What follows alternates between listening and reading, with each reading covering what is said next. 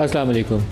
पाकिस्तान को अगर अमली तौर पर कहा जाए कि इस वक्त हालत जंग में है तो गलत ना होगा। KP के बाज़ अजला ऐसे हैं जहाँ पर शायद ही कोई दिन जाता हो कि जहाँ पर सरहद पार से जो दहशत गर्द हैं वो आकर हमला आवर ना होते हों। कोहाट में और कर के अंदर जिस नौयत की दहशत गर्दी हुई कि कहीं से वो ऊपर से क्वाड कॉप्टर्स आए और उन्होंने हिट किया, उनके ऊपर एक्सप्लोसिव्स लगे हुए थे, उसके ज़रिए अटैक किया गया, जिसको ड्रोन हमला आम लफ्ज़ों में कहते हैं। उसके ऊपर एक्सप्लोसिव्स लगाए हुए थे, उस पर अटैक किया। कहीं पे एम्बुलेंस जा रही थी, पहले दहशतगर्द हमला हुआ, फिर एम्बुलेंस को जला दिया गया, जो उसके अंदर लोग थे उनको भी जला दिया गया। अभी से थोड़ी देर पहले इसी तरीके से कई और इलाकों से भक्कर के इलाके में एक खुदकुश हमले की भी खबर चल रही है। इस कदर तवातर के साथ और इस कदर तेज़ रफ्तारी के साथ दुश्मन जो है बाकायदा एक बहुत ऑर्गेनाइज प्लान है पाकिस्तान को अनसेटल करने का। और जब मुझे नज़र आ रहा है तो यकीनन वो जो लोग हुकूमत में बैठे हैं, सियासी जमातों के सरबराह हैं, हमारे इदारों के सरबराह हैं, उनसे मेरे से ज़्यादा अकल भी है, समझ भी है और इतलात भी बहुत ज़्यादा होंगी। तो ऐसे में चाहिए क्या होता है, ऐसे में आपको एक नेशनल कोहेसिव किस्म की स्ट्रेटजी चाहिए होती है, कोऑर्डिनेटेड अप्रोच चाहिए होती है कि आपके सामने चैलेंज ये है कि दुश्मन आपका ईस्टर्न बॉर्डर से भी आपके सर पे बैठा हुआ है, वेस्टर्न बॉर्डर से भी हमला आवर है, तो आप यकजा होकर उसका कुव्वत के साथ मुकाबला करें। ऐसे मौके के ऊपर कभी आपसी लड़ाइयों को नहीं खोलना चाहिए। वो लड़ाइयाँ बाद में हम लड़ सकते हैं। किसने किसी से सियासी लड़ाई लड़नी है वो 4-6 हफ्ते, 4 महीने, 6 महीने के बाद हम लड़ सकते हैं। पाकिस्तानी और सब कॉन्टिनेंट की पॉलिटिक्स के अंदर एक दूसरे पर इल्ज़ाम तराशें, बल्कि अब तो अमेरिका में सदर ट्रंप ने भी पाकिस्तानी और साउथ एशियन स्टाइल काफ़ी हद तक अपना लिया। तो ये सियासत में ये चीज़ें चलेंगी, लेकिन जहाँ मुल्क की सिक्योरिटी, जो नेशनल सिक्योरिटी आपकी एट स्टेक हो, वहाँ पर पहला फ़र्ज़ यह है कि आप सारे इकट्ठे होकर एक मेज़ पर बैठें, ख्वाह वो नून लीग हो, पीपल्स पार्टी हो, PTI हो, सारे पाकिस्तानी और सारों को पाकिस्तान के जब भी उसकी सिक्योरिटी को कोई भी चैलेंज दरपेश होगा तो सबसे ज़्यादा तशवीश इन्हीं लोगों को होनी चाहिए। तो इकट्ठा बैठने में तकलीफ़ क्या है, मैं इस चीज़ को समझने से कासिर हूँ। तो सारों का फ़र्ज़ है, और जो इस फ़र्ज़ को अदा नहीं करेगा वो किसी इदारे में बैठा है, हुकूमत में बैठा है या अपोजिशन में बैठा है, तो अपने ज़िम्मेदारी से, अपने फ़र्ज़ से वो बददियानती कर रहा है, वो पाकिस्तान की सिक्योरिटी को कंप्रोमाइज़ करने का सबब बन रहा है। इमरान खान की हेल्थ के हवाले से सीरियस कंसर्न है और वो एड्रेस होने चाहिए to the satisfaction of his own family. सबसे पहले उससे करीब जो है उसकी अपनी औलाद होगी, उसके अपने बीवी बच्चे, फिर उसके बहन भाई, तो सबसे ज़्यादा तो उसके वो करीब है। अगर वो सेटिस्फाइड नहीं है तो इसका मतलब है कि जो कुछ भी हुकूमत कर रही है ये सियासी नौइयत के मुकदमात हैं। इन मुकदमात की वो नौइयत नहीं है कि कोई जेट ब्लैक टेररिस्ट है और वो कह रहा है कि मुझे हेल्प चाहिए तो उसका मजाक उड़ाया जाए। ये वैसे ही है जैसे नवाज शरीफ को पकड़ के जेल में डाला गया था और उनको हेल्थ के इश्यूज़ थे जेन्युइनली और उनको एड्रेस करने की ज़रूरत थी, उनको सहूलत दी गई, दुरुस्त दी गई।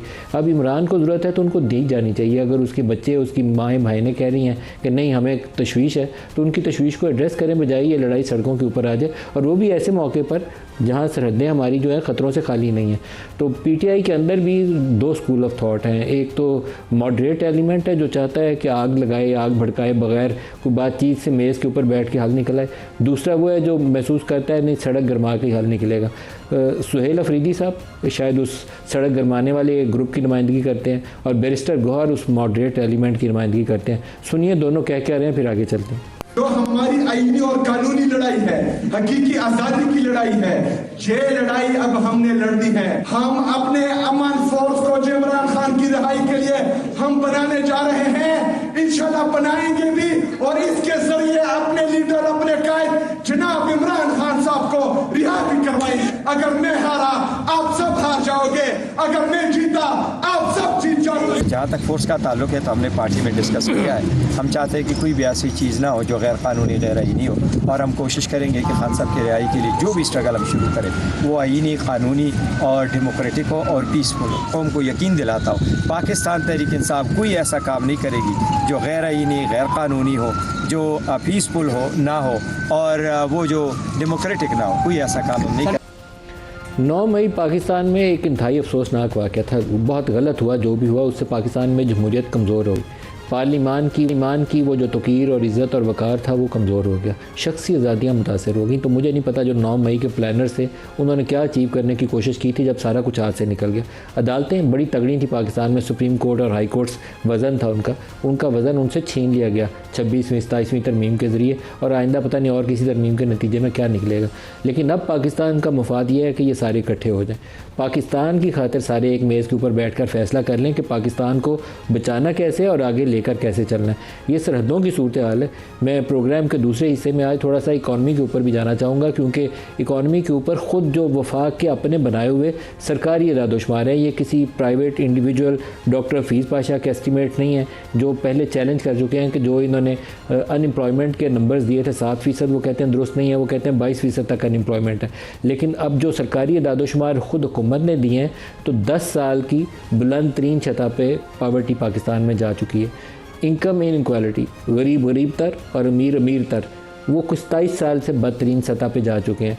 स्टॉक मार्केट आपकी पिछले 1 या 1.5 माह के अंदर 12% नीचे जा चुकी है। बड़ा खुश होकर हम बताते थे 2 लाख होने वाली है, 12%, आज 1,66,000 रुपये आ गई है। तो what is wrong with our own economy? क्यों लोगों ने, फॉरेन इन्वेस्टर्स ने सारा पैसा बेच के बाहर क्यों निकल रहे हैं? दूसरे हिस्से में इस पर भी बात करेंगे। प्रोग्राम की इब्तिदा में हमारे साथ शामिल यूसुफ ज़ई साहब, मरकज़ी डिप्टी सेक्रेटरी इत्तलात हैं PTI से। शौकत साहब, आपको प्रोग्राम में खुशामदीद कहता हूँ। सर, आप तो ख़ुद KP में बैठे हैं, शायद बेहतर बता सकते हैं जो कुछ KP में इस वक्त हो रहा है। सरहद पार से जितनी दहशतगर्दी आ रही है, मैं तो बीइंग पाकिस्तानी महसूस करता हूँ, और आपके जज्बात यकीनन मेरे से मुख्तलिफ नहीं होंगे, कि सारे काम छोड़कर पहले इस दहशतगर्दी से निपटना चाहिए, फिर बाकी चीज़ें बाद में देखी जाएंगी। बिस्मिल्लाहिर्रहमानिर्रहीम, बहुत शुक्रिया। बिल्कुल मैं आपके साथ 100% मुत्तफ़िक़ हूँ इस बात से, क्योंकि इस वक्त जो है जब हम आप प्रोग्राम कर रहे हैं तो इस वक्त भी जो इतलात हैं वो ये कि बॉर्डर के ऊपर कई मुख्तलिफ़ जगहों के ऊपर बाकायदा फायरिंग हो रही है, लड़ाई हो रही है पाकिस्तान की फ़ोर्सेस और अफ़गान तालिबान के बीच में। तो ये कोई अच्छी बात नहीं है हमारे लिए, और क्योंकि ऑलरेडी ख़ित्ता पहले से ही बड़ा मुतासर हुआ है। ये जो अफ़गान और अमेरिका के बीच में जो टेंशन क्रिएट हुई है, फिर उससे पहले से ही बड़ा माहौल कोई इतना अच्छा नहीं है। और ये जो हालिया दहशतगर्दी के वाक़यात में जो पे दर पे इजाफ़ा हो रहा है, करक, बनू, DA खान, और ये जो इलाके मुतासर हो रहे हैं, अब ये पहुँचते पहुँचते ये खैबर तक पहुँच गए हैं। खैबर बिल्कुल पेशावर के एडजेसेंट है, तो बिल्कुल इस बात पे तशवीश है, और मेरे ख़्याल से कि इस पे तो किसी को सियासत नहीं करनी चाहिए, चाहे वो सूबाई हुकूमत हो, वफाकी हुकूमत हो। उनको एक पेज पर इस मसले के ऊपर तो आना पड़ेगा। अब कोई दूसरा रास्ता हमारे पास नहीं है कि हम अमन कैसे कायम करें, दहशतगर्दी कैसे ख़त्म करें। अब तक तो ये हमारी लड़ाई थी कि जी मैकेनिज़्म पे हमारा इख्तिलाफ़ है, ठीक है, वफाकी हुकूमत नहीं बैठी और उन्होंने हमारे साथ इत्तेफाक नहीं किया, लेकिन मेरा ये ख्याल है कि अब हम, चूँकि सबसे ज़्यादा जो मुतासर होने वाला सूबा है वो खैबर पख्तूनख्वा है, फ्रंट लाइन सूबा है, वो लड़ाई होगी तो यहीं पे होगी। तो इसलिए हमें ज़्यादा उससे मुतासर होने का ख़दशा है, तो हमें ज़्यादा पहल करनी चाहिए। और इंशाल्लाह मुझे उम्मीद है कि CM सुहेल अफरीदी कुछ दिनों से काफ़ी इस चीज़ को महसूस कर रहे हैं, और काफ़ी जो सिक्योरिटी इदारों के साथ जो मीटिंग भी हुई है या हुकूमत के साथ हुई, तो उन्होंने इस बात का अदा किया है कि वो बिल्कुल हर किस्म तावन करने के लिए तैयार है। अब ये कि वफाकी हुकूमत को भी चाहिए कि छोटी मोटी चीज़ों पे, जिस तरह आपने भी कहा कि जो उनकी इमरान खान की बहनें हैं उनकी मुलाकात पे पाबंदी लगाना या उनके मुआलिजीन को रसाई न देना, मेरे ख्याल से ये बहुत छोटी बातें हैं, लेकिन जिस अंदाज से हुकूमत कर रही है उससे मसाइल बढ़ रहे हैं और टेंशन जो है बढ़ रही है, बदएतमादी बढ़ रही है दोनों सूबों और वफाक के बीच में। जबकि हालात ऐसे हैं मुल्क के कि वैसे ही एक तरफ तो लड़ाई की टेंशन है, दहशतगर्दी हो रही है, दूसरी तरफ मईशत जो है बुरी तरह नीचे आ रही है। तो दोनों सूरत हाल मईशत को थोड़ा अभी तक डिस्कस करते हैं। जो एक चैलेंज है, रियल चैलेंज है हमारे सामने, कि जंग की सूरत में कोई ऐसी सूरत नहीं है कि अफगानिस्तान पाकिस्तानी फ़ौज के या पाकिस्तान के मुकाबले में खड़ा हो सके। कोई उसके पास सलाहियत नहीं है। उनके पास लाखों की तादाद में, कोई एक अंदाज़ा यह है कि 1.5 मिलियन के करीब छोटे हथियार हैं, और अफ़गान तालिबान ने वो तमाम हथियार वो अमरीकी जो छोड़ के गए थे वहाँ से हासिल किए हैं। अब ये लेटेस्ट वेपन्स हैं जो उनके हाथ में, जहाँ से आते हैं वो हमारी चेक पोस्ट पर हमला करते हैं। जो TTP के लोग हैं उनको पुष्ट पनाही हासिल है इस वक्त अफ़गान तालिबान की। लेकिन जो इस वक्त जंग की कैफियत है पाकिस्तान के अंदर, तो बैरिस्टर दानियाल चौधरी साहब पार्लिमानी सेक्रेटरी इत्तलात भी हमारे साथ हैं। सर, आपको वेलकम भी करूँगा। सर, ये करक, बनू, कोहाट, अभी भक्कर में और बॉर्डर के ऊपर जो सूरत हाल है, ये अमली तौर पर we are in a war like situation right now. Pakistan के जो सेटल्ड एरियाज़ हैं ना, उनके अंदर ही जंग पहुंच चुकी है। तो हमें सारों को मिल के बैठ के यकसू हो के इसका सर कुचलना पड़ेगा। नदीम साहब, thank you for having me on the show. देखें, पहले तो ये जो आपने बात की बिल्कुल ठीक की, और ये बड़ा अनफॉर्चुनेट है कि जो दहशतगर्दी की लहर पाकिस्तान में जिसने सर उठाया है, खिरजा जो हिंदुस्तान से स्पॉन्सर्ड है और ख़ारिज जो ये सारा कुछ कर रहे हैं, उनके लिए कोई दीन मज़हब नहीं है, उनके लिए कोई बच्चा नहीं है, कोई ये महीना रमज़ान का महीना जो बाबरकत महीना है, ये महीना कोई मायने नहीं रखता। तो उन्होंने एम्बुलेंस में ज़ख्मियों को जला दिया। कोई ये तमाम चीज़ें उनके लिए मायने नहीं रखती कि आप एक हस्पताल एक जगह धमाका करो, उसके बाद एम्बुलेंस को आग लगाओ, एम्बुलेंस के में बैठे हुए मरीज़ों को गोलियां मारो। इनका ना कोई दीन है और ना ही कोई मज़हब है। और इन ख़ारिज के ख़िलाफ़ जो है पाकिस्तान ने मल्टीपल ऑपरेशंस किए। अभी जो रिसेंट हमने ऑपरेशन किया अफ़गानिस्तान में, वो इन्हीं लोगों को और इन्हीं की प्रॉक्सीज़ को टारगेट किया, जिसमें 70 से के लगभग लोग मारे गए और तमाम TTP के लोग थे, और वो लोग थे जो पाकिस्तान में दहशतगर्दी की चीज़ों में मुलविस डायरेक्टली और इनडायरेक्टली। लेकिन वैसे दानियाल साहब, मेरा ख्याल है कि ये ऑपरेशन खाली काफ़ी नहीं है, आपको एक ऐसी स्ट्रेटजी अपनानी पड़ेगी, चाहे यूज़ ऑफ फोर्स से करें, चाहे मल्टी प्रॉन्ग जाएँ, सेवरल ऑप्शंस यूज़ करें, फ्रेंडली कंट्रीज़ को भी बनाएं और अपनी फ़ौज और एयरफोर्स को भी इस्तेमाल करें। आपको आई थिंक कम्प्रिहेंसिव स्ट्रेटजी पे जाना पड़ेगा, इनको एलिमिनेट करना पड़ेगा। नदीम साहब, बिल्कुल आप ठीक कह रहे हैं। देखें, UN की जो रिपोर्ट है रिसेंट, वो कहती है कि जो अमेरिका जो अफ़गानिस्तान है, वो अभी 21 डिफरेंट नेशनैलिटीज़ के मुल्कों के लोगों का एक इंक्यूबेशन सेंटर बना हुआ है, जहाँ 21 डिफरेंट तंजीमें काम कर रही हैं, 21 दहशतगर्द तंजीमें काम कर रही हैं। अब पाकिस्तान जो है एक बैरिकेड है between them and the entire world. हमारे जो लोग जाने दे रहे हैं अपने मुल्क के लिए और अपनी दफा के लिए, अगर पाकिस्तान ना हो तो ये पूरी दुनिया इसको सफ़र करे और पूरी दुनिया इसको फेस करे। दुनिया तो मुझे लगता है हमें इसमें धकेल के पीछे गई है। बिल्कुल ठीक कह रहे हैं। अमेरिकी क्या करके गए हैं जी? असला छोड़ के गए। आपकी ये जो दाइश आके हमारे बॉर्डर्स के ऊपर रीग्रुप किया है, इसमें रोल प्ले किया है इन्होंने, इसराइलियों ने और अमेरिकी CIA ने। बिल्कुल किया। इसमें इंडिया का बहुत बड़ा रोल है। इंडिया ने तो फाइनेंस कर रहा है सारा TTP। इंपॉर्टेंट है नदीम मलिक साहब कि आप सारे जितने भी स्टेक होल्डर्स हैं उनकी तरफ क्लैरिटी हो। वो आपके पॉलिटिकल स्टेक होल्डर्स, आपके मिलिट्री स्टेक होल्डर्स और पब्लिक, इन तमाम में आज क्लैरिटी है और इन तमाम लोग इसको अंडरस्टैंड करते हैं, वो KP गवर्नमेंट हो या कोई और हो, कि इस दहशतगर्दी के ख़िलाफ़ अगर हम एक ना हुए तो ये हमें बहुत नुकसान पहुंचाएगी और हमें हर रोज़ पहुंचा रही है।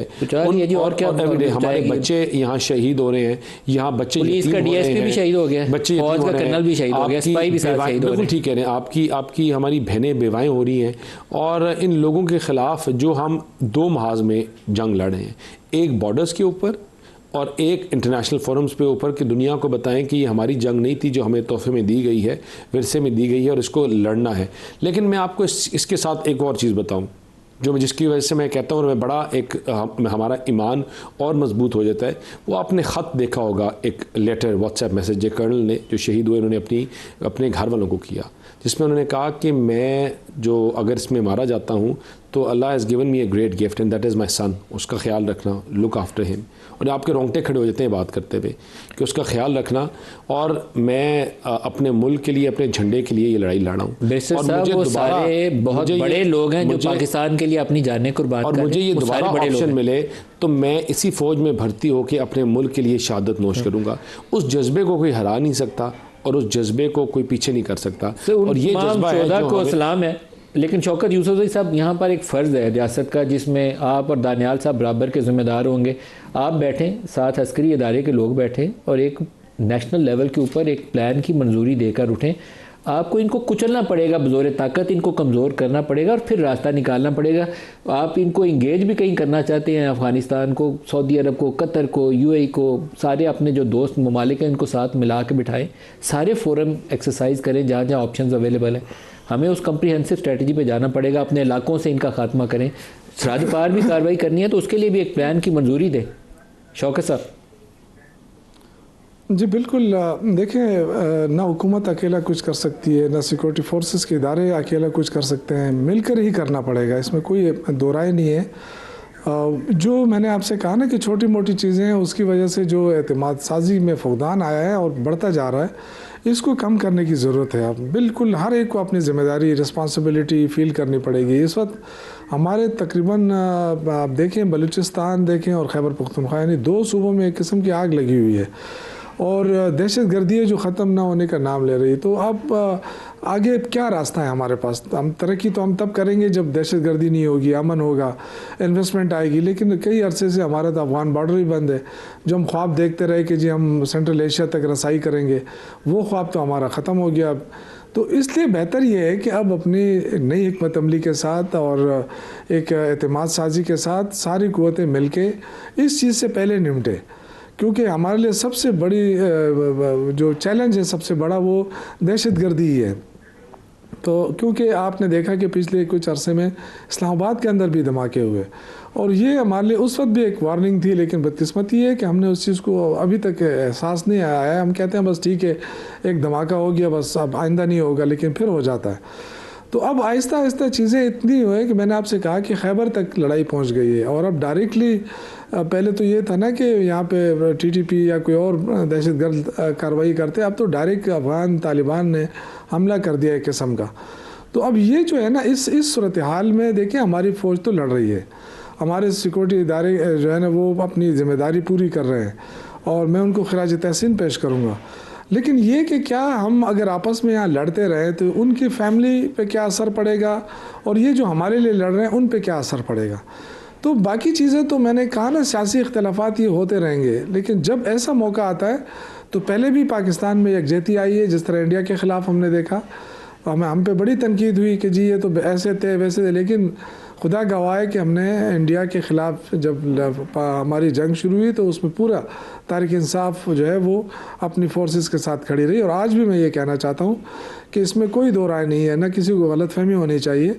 हम अपने सिक्योरिटी इदारों के साथ खड़े हैं, लेकिन मसला ये है कि इसमें जो मेन रोल है वो वफाकी हुकूमत का है, वफाकी इदारों का है। हमारे जो वज़ीर दाखिला है, वज़ीर ख़ारजा है, वो अपना रोल बाहर से कम करके, क्रिकेट से कम करके थोड़ा इस इशू के ऊपर ज़्यादा फोकस करे। और प्राइम मिनिस्टर को चाहिए कि वो फोकस करे, क्योंकि बाहर हमने बड़े दौरे कर लिए प्राइम मिनिस्टर ने, और बड़े हमें कहा गया कि इन्वेस्टमेंट आ रही है, लेकिन एक धेले की इन्वेस्टमेंट नहीं आई। तो बेहतर ये है कि हमारे पास खुद इन्वेस्टमेंट आ जाएगी अगर हम अमन कायम कर ले, हम अपने दानियाल साहब से भी इसका जवाब दे लें। तो लोग शौकत साहब जिस इशू को रेज़ कर रहे हैं, पहले भी आपके आने से पहले भी इशू सामने आया, अगर इमरान खान उसकी फैमिली की to the satisfaction of his family आप उसका ट्रीटमेंट या चेकअप करा दें जिससे उसके बच्चे और फैमिली मुतमईन हो जाए, तो कुछ जाएगा नहीं। ये ऐसे ही है जैसे नवाज शरीफ को इलाज की ज़रूरत थी तो सहूलत दी गई थी। तो इस मौके के ऊपर हमें यूनिटी चाहिए। इमरान के ऊपर स्कोर सेटल करना इस वक्त प्रायोरिटी नहीं हो सकती नेशन की। नेशनल प्रायोरिटी तो यह है कि हम यक जाओ और कहें कि ये जो दहशतगर्द आ रहा है पहले इससे निपट लें, बाकी लड़ाइयाँ बाद में लड़ें। लेकिन नदीम साहब, जो मुल्क होते हैं वो सारी जंगें और सारी चीज़ों को इकट्ठा हैंडल करते हैं। आप ये नहीं कर सकते कि आप चोरों को छोड़ दें और आप दहशतगर्दों को पकड़ लें। It has to go simultaneously and साथ साथ चीज़ें चलती हैं। ये नहीं हो सकता कि आपके बॉर्डर के ऊपर कोई चीज़ हो रही है तो क्योंकि कोई अंदर हमें बैठकर थ्रेट कर रहे हैं तो उसको भी हम भूल जाएं और हम अलग चले जाएं। उसके लिए अलग फोर्सेस हैं, इसके अलग फोर्सेस हैं। यहाँ बात इमरान खान की अगर सेहत की हो तो हम तो उनको जो मेडिकल बोर्ड बनाया उसमें उनको तमाम चीज़ों में फैसिलिटेट किया गया। आज कल भी जो उनकी अपनी रजामंदी के साथ वो हॉस्पिटल गए और जो उनका पूरा प्रोसेस हुआ, और आगे भी उनकी अपनी रजामंदी जिन डॉक्टर से वो सेटिस्फाइड हैं वो करेंगे। एक सोशल मीडिया पे एक फ़ेक वीडियो चल रही है जिसको हमने स्ट्रांगली कंडेम भी किया और हमने बताया कि this is fake, old and cut and pasted video. उसके अलावा जहाँ तक उनकी सेहत के मामलात हैं वो कोर्ट में भी बड़ा क्लियर और कैटेगोरिकल कहा कि उनको हर तरह की मेडिकल फैसिलिटी अवेलेबल होगी। सेहत के ऊपर कोई सियासत ना हम करेंगे ना कोई और करे।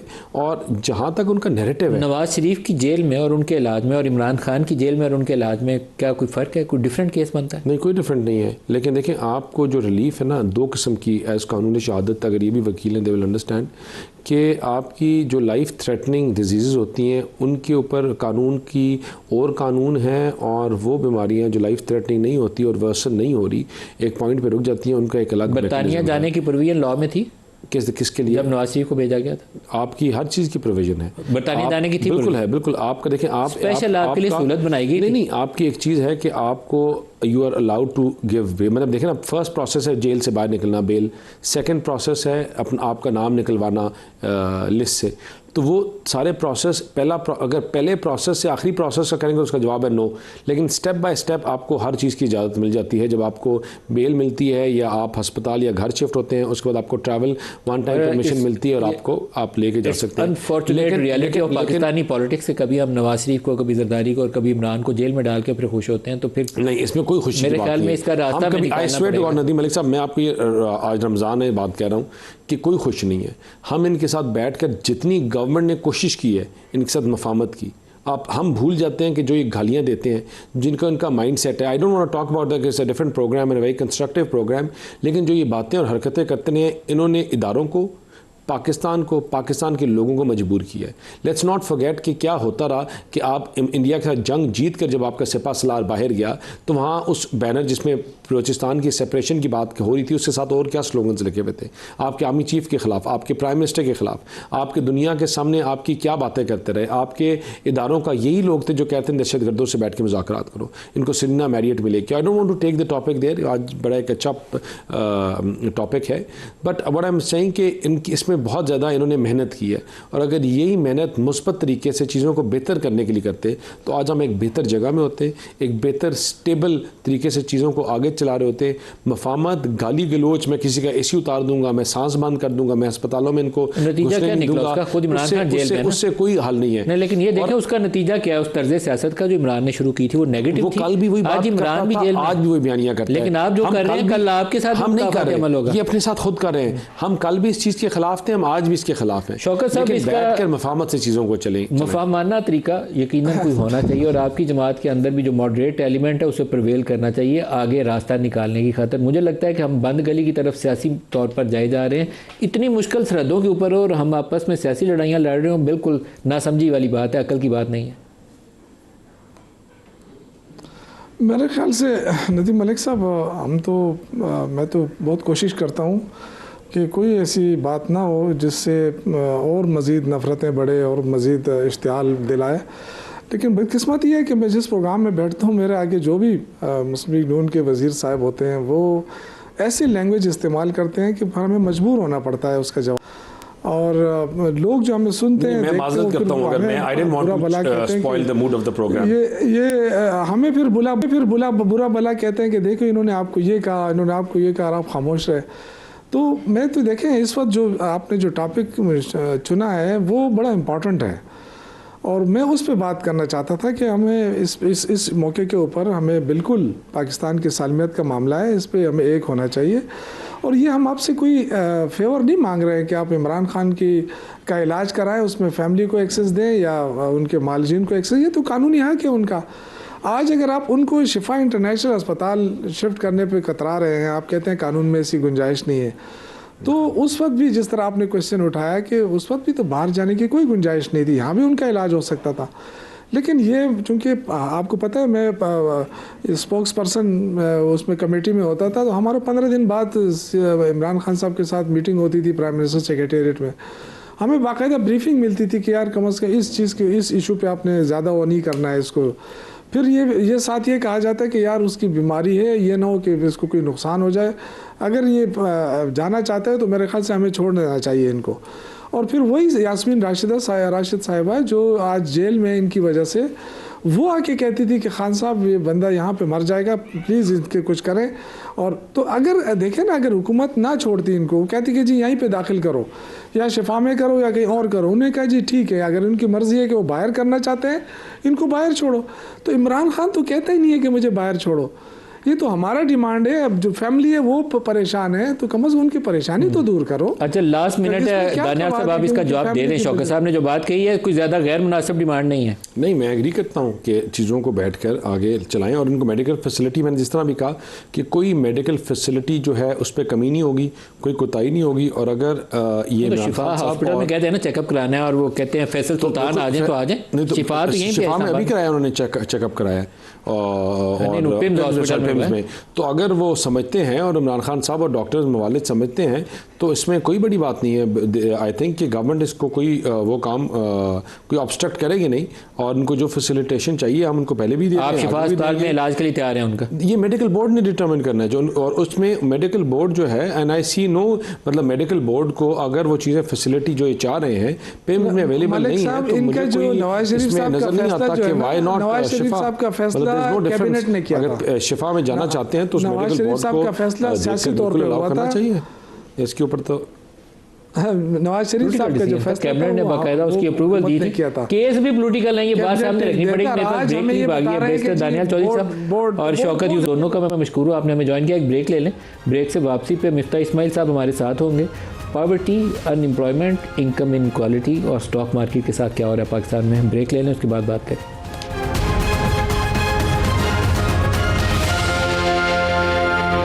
अस्सलाम वालेकुम। ताज़ा तरीन जो अदाद शुमार हैं उनके मुताबिक पाकिस्तान में जो रियल हाउस होल्ड इनकम्स हैं उनमें तकरीबन 13% कमी आई है। जो वो कंज्यूम करते हैं, कंजम्पशन है जो हाउस होल्ड की, उसमें 8% कमी आ चुकी है। पॉवर्टी 11 साल की बुलंद तरीन सतह पे पहुंच गई है। और इसी तरीके से जो इनकम में तफावत है, आमदन में तफावत, पाकिस्तान में अमीर अमीर तर हो गया, गरीब गरीब तर हो गया, वो 27 साल की बदतरीन सतह पर पहुँच गया। हुआ क्या पाकिस्तान के अंदर, इसी के ऊपर लिए हमारे साथ हैं मिफ्ता इस्माइल साहब, साबिक वज़ीर ख़ज़ाना। मिफ्ता साहब, आपका बहुत शुक्रिया। सर, ये सरकारी इदाद-ओ-शुमार हैं, किसी का ज़ाती एस्टीमेट भी नहीं है, और बहुत ही एक ब्लीक सी पिक्चर पेंट होती है इन नंबर्स के साथ। क्या हुआ पाकिस्तान में इन 8-10 सालों में? सर, जो 2014 से 2024-25 में एक औसतन जो इनकम होती है ख़ानदान की, आमदन, वो कम हो गई है और उसके अखराजात भी कम हो गए। 1 महीने पहले जो सर्वे आया था उससे एक बात पता चली कि पाकिस्तानियों ने न सिर्फ अंडे, तेल, गोश्त खाना कम कर दिया है, लेकिन चावल और आटा भी खाना कम कर दिया। ये तो सबसे सस्ती चीज़ होती है ना। इसका मतलब है कि एक भूख का क्राइसिस भी है। फिर हमने देखा एक सर्वे में कि पाकिस्तानी औसतन 11% गरीब हो गए हैं।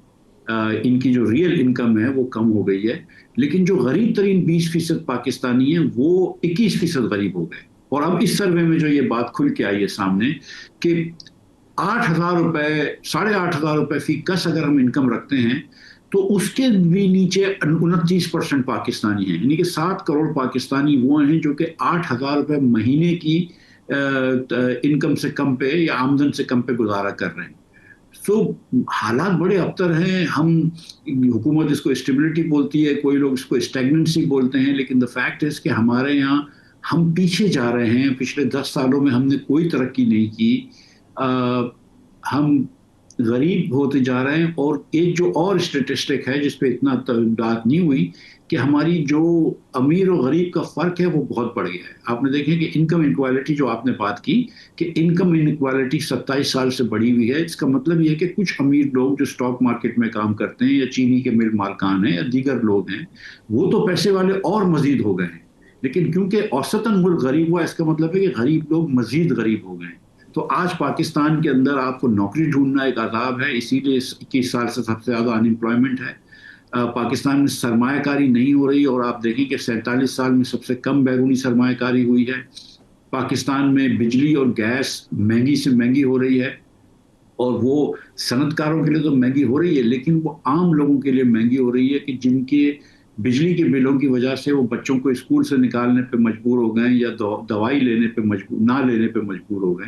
तो ये हालत बड़ी अबतर है। और मिफ्ता साहब, किसी ज़माने में डॉक्टर इशरत हुसैन ने एक किताब लिखी थी, economy of an elitist state. तो आई थिंक ये फिर एलिटिस स्टेट की इकॉनमी बन गई है। एलिट तो मज़े कर सकती है, बाकी लोगों के लिए तो फिर ज़िंदा रहना भी मुश्किल है। गंदम चावल अगर आप बता रहे हैं कि उसकी कंजम्पशन भी डिक्लाइन कर गई है, तो इसका मतलब है कि अब हंगर वाली सिचुएशन है इस 7 करोड़ की आबादी में। They are facing hunger, real hunger. तो इससे ज़्यादा बदतरीन सूरत हाल तो हो नहीं सकती। सर, ये देखिए 7 करोड़ तो वो लोग हैं ना कि जो कि 8,000 रुपये पे गुजारा करते हैं। लेकिन 2 दिन पहले फ़ारूक सलीम साहब ने एक आर्टिकल लिखा था, एक राशिद साहब की बात की थी कि जो 96,000 रुपये कमाते हैं मगर 3 बच्चों को स्कूल नहीं भेज सकते। 1-1.5 महीने पहले एक फैसल बारी साहब हैं, लम्स में प्रोफेसर, इन्होंने इकबाल साहब की जिक्र किया था जो कि लाहौर में रेंटल कार पे गाड़ी चलाते हैं। उनकी 65,000 रुपये इनकम है, लेकिन वो भी कर्ज में डूब रहे हैं और वो भी दोपहर का खाना नहीं खाते। सो द थिंग इज कि देखें हम सच्ची बात यह है कि देखें हमने बहुत सारे वज़राए आज़म देखे और सब लोगों की नीयत साफ होती है, मुझे यकीन है इसका। चक्कर ये है कि हम एक गलत जगह पे फंस गए, एक लो ट्रजेक्टरी की इकोनॉमी में फंस गए।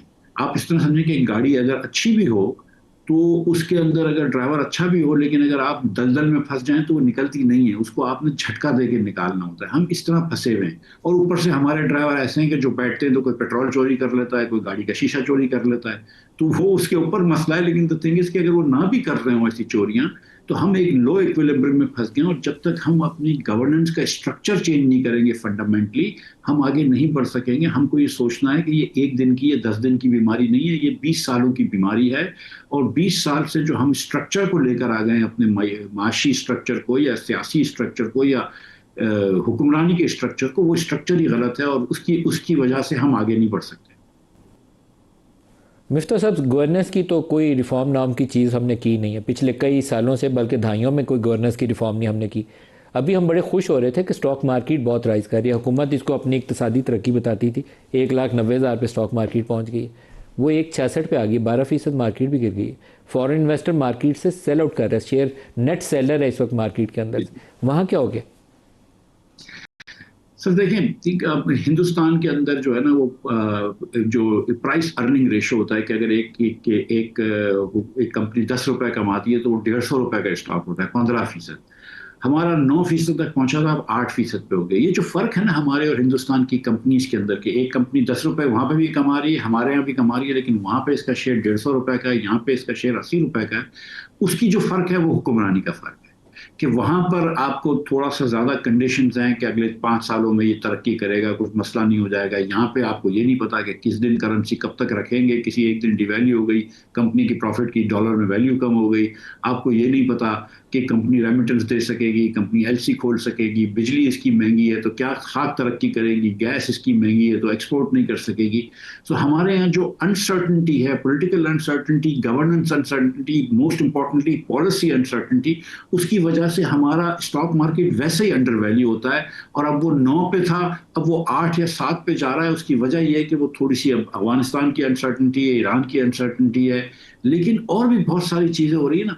कुछ देखिए, मैं ये समझता हूँ कि पाकिस्तान में जो टेररिज्म की वजह से पाकिस्तान की मईशत को बहुत नुकसान होता है, इसको क्वांटिफाई करना मुश्किल है। लेकिन अगर हमारे यहाँ बाहर के लोग नहीं आते या सरमायाकारी नहीं करते, उसमें एक वजह जो है यहाँ पे टेररिज्म भी है। अब वो भी एक मसला चढ़ा हुआ है, वो हमारे हाथ में तो कंप्लीट नहीं है। हम तो नहीं कह सकते कि रुक जाओ तो रुक जाएंगे, वो तो उसमें कुछ आपको जिद्दोजहद करनी पड़ेगी। सो बहुत सारे छोटे छोटे मसले हैं। फिर जब बलूचिस्तान में ये अटैक हुआ जिस दिन 6-7 जगहों, लास्ट क्वेश्चन पूछ लूं, ऐसे मौके के ऊपर जब लोगों की हम भूख की बात कर रहे हैं कि 7 करोड़ लोग वो हैं जो 8,484 रुपये में भी गुजारा करने वाले हैं, पावर्टी लाइन उसमें भी वल्नरेबिलिटी उनकी बढ़ गई है, बाकी लोगों की भी मुश्किलात बढ़ गई हैं, भूख है, हंगर है। उसके अंदर आपको ये खबर सुनने में मिले कि पंजाब हुकूमत जो है वो गल्फ स्ट्रीम खरीद रही है। मरकज़ में भी, इस्लामाबाद में भी किसी इदारे ने भी ख़रीदा, एक वो उन्होंने G500 ख़रीदा, यहाँ G600 ख़रीदा, अपग्रेडेड वर्जन। तो ये क्या मैसेज हम लोगों को देते हैं कि ठीक है, तुम लोग भूख में जी सकते हो तो जियो, मर सकते हो तो मर जाओ, तो हम तो अपने गल्फ स्ट्रीम उड़ाएंगे। सर देखें, पंजाब के अंदर आज ये प्रोफेसर अली हसनैन ने ये ग्राफ में डाला है कि per capita real income, real income पे या रियल रुपीस में 8% हम कम पैसे खर्च कर रहे हैं तालिब इल्म पे पंजाब में आज, कंपेयर टू 10 साल पहले। तीनों सूबों में ये हो रहा है। सिंध में एक सूबे में सबसे ज़्यादा है कि वो पैसे बढ़ा रहे हैं, लेकिन सिंध में सबसे अबतर एजुकेशन के रिजल्ट्स हैं, तो वो पैसे ज़ाया हो रहे हैं सिंध के अंदर तालीम पे, और सिर्फ तालीम पे ही नहीं। लेकिन द फैक्ट इज़ कि हमारे देखें पंजाब के अंदर आज भी 1 करोड़ 10 लाख बच्चा कॉलेज स्कूल के बाहर है। 1 करोड़ 10 लाख बच्चा, जितने पंजाब में स्कूल के बच्चे बाहर हैं इतने किसी और मुल्क में भी नहीं है। सो सिंध में भी 70 लाख बच्चे हैं, वो मतलब पॉपुलेशन के हिसाब से पंजाब से भी बुरा हाल है, लेकिन पंजाब में भी 1 करोड़ 10 लाख बच्चे हैं। आप 6-7 प्रोजेक्ट्स करने लाहौर में बसंत मना लें, that's not enough. Punjab 12 crore लोगों का सूबा है, राजनपुर से लेके अटक तक जाता है। आप अगर सिर्फ लाहौर की मेयर बनी हुई हैं तो ये काफ़ी नहीं है। और ये जो जहाज़ खरीदने का है ना सर, या चीफ सेक्रेटरी साहब को या आईजी साहब को 3-3 गाड़ियाँ देना और 800 लीटर पेट्रोल देना, ये एक माइंडसेट रिफ्लेक्ट करता है कि एक हुक्मरान और आम लोगों में एक फ़र्क है कि हम हुक्मरान तबके के हैं और तुम रियाया हो, तुम साहिल हो। हम अपने लोगों को साहिल मानते हैं, शहरी नहीं मानते, लेकिन वो शहरी हैं। ये कॉलोनियल गवर्नमेंट नहीं है, ये हर मैजेस्टीज गवर्नमेंट नहीं है, ये पाकिस्तानी हुकूमत है।